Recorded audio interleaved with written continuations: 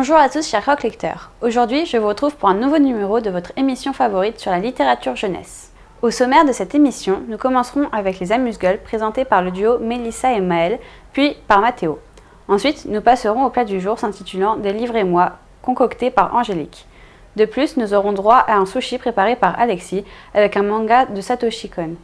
Et nous finirons avec une nouvelle interview, toujours réalisée à Montreuil, celle de Loïc Leborgne. Mais passons tout de suite aux news. Bonjour les filles, de quoi allez-vous nous parler? Avec Maëlle, nous allons vous parler du Salon du Livre de Paris, installé porte de Versailles. Il va fêter sa 37e édition du vendredi 24 au lundi 27 mars 2017. Le salon rassemble de très nombreux éditeurs de plus de 50 pays étrangers. Des auteurs français, mais aussi internationaux pour plus de 150 000 amoureux de la lecture. 30 000 professionnels viennent y échanger sur les enjeux de leur profession. Cette année, le Maroc est mis à l'honneur pour la première fois au salon. Ainsi, 34 auteurs viendront parler de leurs ouvrages. C'est le cas de Leila Slimani, qui pour son deuxième roman, Chanson douce, a obtenu le prix Goncourt 2016. De nombreux événements présenteront cette création littéraire au cœur du salon et hors les murs. Passons à Mathéo pour un prochain titre de la rubrique Sushi à n'en pas douter. Fire Force est le nouveau manga de Okubo Atsushi, le mangaka de la célèbre série Solitaire. Ce nouveau titre sera édité en France chez Kana dans la collection Shonen. Le premier tome de Fire Force, qui compte déjà 5 volumes, est sorti en 2015 au Japon et il arrivera en France le vendredi 19 mai 2017. Le phénomène de combustion humaine terrifie l'humanité. Des forces spéciales ont été créées et mises en place, les Fire Force. Cette brigade a pour mission de découvrir la cause de ce mystérieux et effrayant phénomène. Shinra, une nouvelle recrue surnommée le démon, rêve de devenir un héros. Continuons avec Angélique pour le plat du jour. De quel livre as-tu décidé de nous parler? Salut à tous, me revoilà aujourd'hui pour une nouvelle chronique. En effet, j'ai eu la chance de lire Délivrez-moi, un roman de Mathieu Radenac, paru aux éditions Cyrose dans la collection Tempo. Peux-tu nous faire un résumé de ce roman? Alex, élève au collège, envoie un mail à Philippe Cavregni, le célèbre auteur jeunesse, lui expliquant qu'il a des questions à lui poser pour le cours de français. Mais celui-ci ne lui répond pas. Alex lui envoie alors un, puis deux, puis trois autres mails. Pensant s'être trompé d'adresse, Alex s'excuse auprès de la personne et abandonne, mais Philippe lui répond enfin, intrigué par cette jeune personne. Il lui explique avoir hésité avant de lui répondre, mais qu'il a quand même sauté le pas face à la pluie de mails qu'Alex lui a envoyés. Il lui demande alors s'il est une ou un Alex et aussi sur le type de questions qu'il ou elle doit lui poser pour le devoir de français. Alex, sans répondre aux interrogations de l'auteur, lui indique que c'est une punition et qu'il veut faire changer d'avis sa prof de français sur ce qu'elle pense de lui. En effet, ce n'est pas ce que l'on peut appeler l'élève modèle. Intrigué, l'écrivain lui propose un jeu. Ils se posent des questions chacun leur tour. Alex accepte et lui explique que c'est uniquement pour remonter ses notes. Philippe veut savoir si Alex a déjà lu un de ses livres. Alex a une réponse plutôt surprenante. Non, il n'a jamais lu un de ses livres et ne compte pas le faire. Si c'est à lui qu'il a choisi de poser ces questions, c'est tout simplement car il est l'auteur du livre que Madame Grébert, sa prof de français, lui a demandé de lire. Ce roman s'intitule Mot à mot. Alex et l'écrivain vont-ils finir par se rencontrer? Quelle va être l'influence de l'un sur l'autre à travers cette correspondance? Peux-tu nous donner ton opinion sur cet ouvrage? Le livre Délivrez-moi de Mathieu Radenac m'a beaucoup plu. Je trouve la couverture simple mais intéressante. On y voit un jeune homme de dos en train de taguer un mur. Elle peut paraître complètement hors sujet si on ne se réfère qu'au résumé, mais une fois le livre lu, elle prend tout son sens. Tout d'abord, j'ai trouvé la forme très intéressante. En effet, le roman est écrit sous forme de mail, ce qui rend l'histoire très originale. Cela nous rapproche plus des personnages, étant donné que les mails sont écrits par eux-mêmes, s'ils conservent un certain mystère. On peut voir les dates d'expédition des mails, ce qui nous donne un vrai aperçu temporel et nous permet de nous rendre compte du temps qu'il s'est écoulé depuis le début et la fin de la correspondance. Ensuite, le personnage d'Alex m'a semblé très réussi. L'envie de savoir s'il s'agit d'un garçon ou d'une fille rend le roman assez attractif. Il ou elle est très facile à comprendre, c'est un ou une adolescent comme les autres. Il ou elle a des problèmes au quotidien, depuis sa prof de français pas très cool à des sujets familiaux un peu plus graves. J'ai également apprécié Philippe, un auteur en manque d'inspiration. Au début, légèrement méfiant, il va au fur et à mesure du roman se dévoiler un peu plus et développer sa relation avec Alex, ce qui est très agréable. Il n'a pas peur d'avouer ses craintes face au jugement des autres. Leur petit jeu des questions-réponses est assez amusant. et nous permet d'en apprendre plus sur ces deux personnages.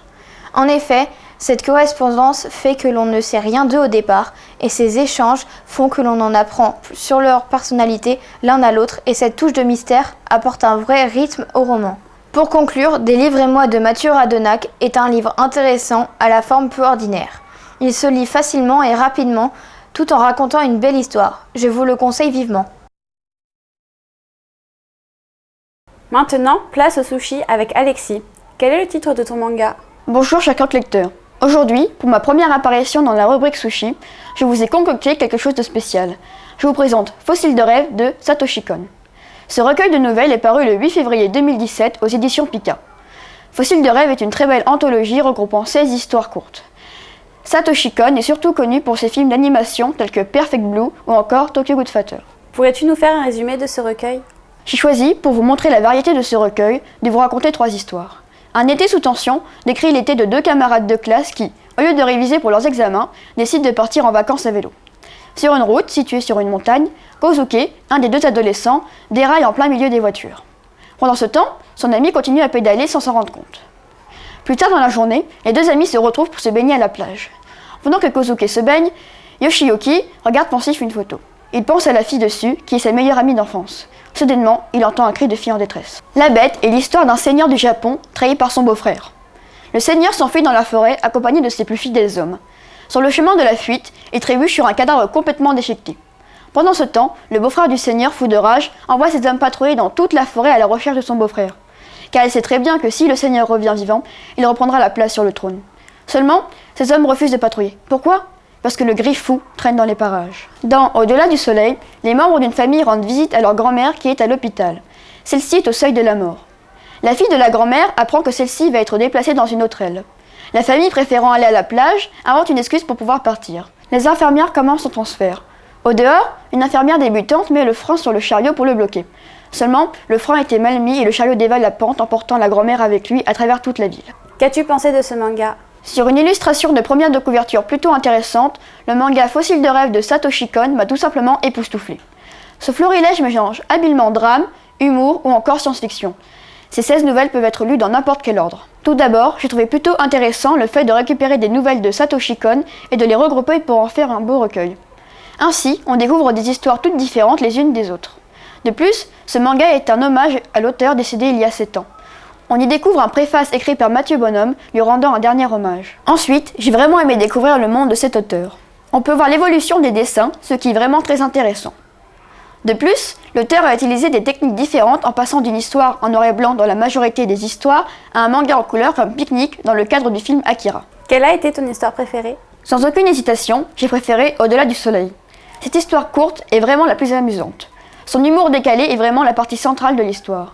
Avec des personnages vraiment très drôles, comme la grand-mère qui est ma préférée, on découvre quelque chose d'irréaliste. Cette épopée est vraiment fantastique, tandis que la grand-mère essaie de sauver sa peau, on voit tout le monde qui court après elle. Tandis que les infirmières tentent de la récupérer pour l'emmener à l'hôpital, d'autres personnes la poursuivent pour les destructions occasionnées. Tandis que l'un veut se faire rembourser son toit qui a été détruit, un autre essaie de récupérer son bébé tombé dans les bras de la grand-mère. Mais le plus drôle est la chute de l'histoire. En conclusion, Fossile de rêve est une anthologie extraordinaire mélangeant habilement les genres et les tons. C'est vraiment un indispensable pour les amateurs de manga. Et pour finir, je vous laisse avec l'interview de Loïc Leborgne pour son roman Sim Survivor aux éditions Scrineo. Bonjour Loïc Leborgne. Pouvez-vous nous présenter Sim Survivor? Alors Sim Survivor, c'est un récit de dystopie qui m'a été demandé par ma fille de 16 ans en réalité. Elle m'a demandé d'écrire une histoire qui lui rappellerait un petit peu Hunger Games, bien entendu.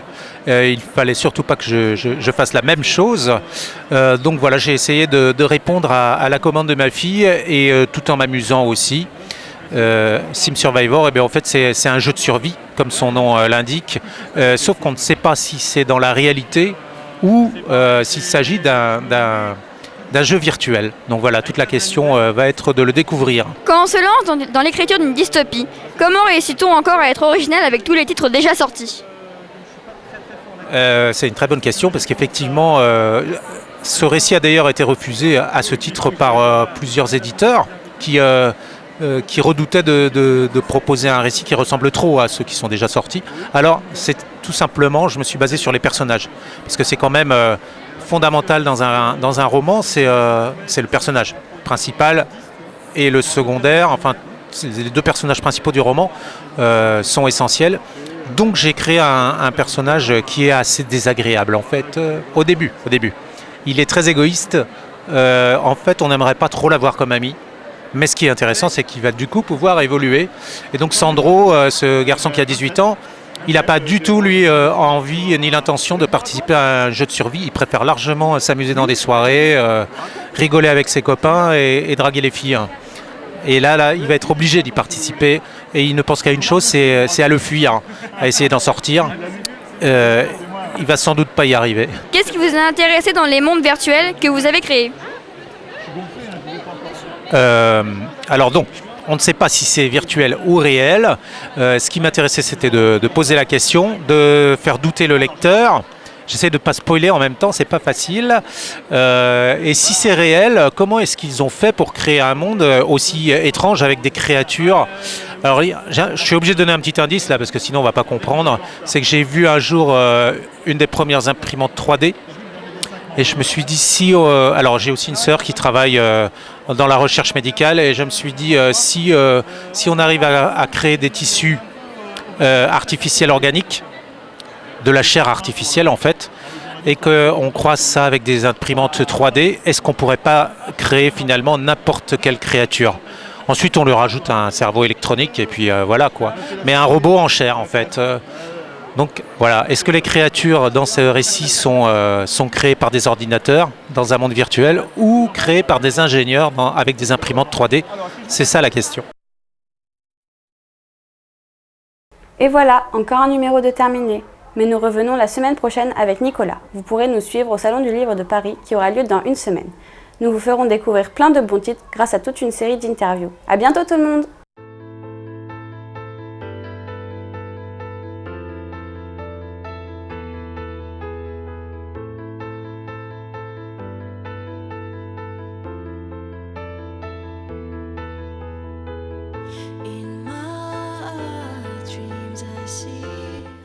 Internationaux pour le plus... Ah, j'ai fait tout mal. Pour... Ah, à chaque fois j'ai plus de souffle. Ah, parce que je peux m'arrêter avec des virgules. Donc tu tiens comme il faut. Obtenu le... Ah, mais j'en ai marre. Ça me désespère. Oh non. Fournisseuse officielle du bêtisier, bonjour. Ah bah oui, bah ça va les filles. Oh là là, si on peut plus rien dire aussi. Crotte de bique. Hein. Le pire, c'est qu'à chaque fois, après l'avoir dit, je le sais, il n'a jamais... Oh là là, ce roman, c'est... Oh. Ah, au secours. Ah. Très amusant tout ça, pardon. Ah.